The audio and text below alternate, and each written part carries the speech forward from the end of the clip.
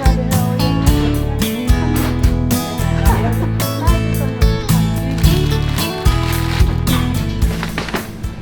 Hej, jeg hedder Eva, og jeg arbejder som frivillig på den gruppe, der hedder Køl ude ved Ringgården.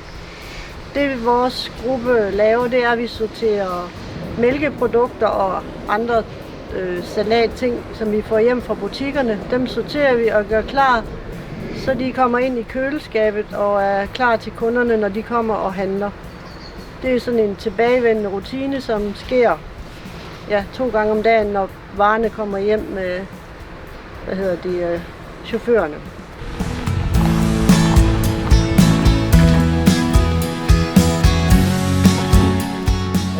Vi har et godt team, og vi vil rigtig gerne have flere frivillige, så har du overskud til at arbejde sammen med os, så vil du være hjertelig velkommen.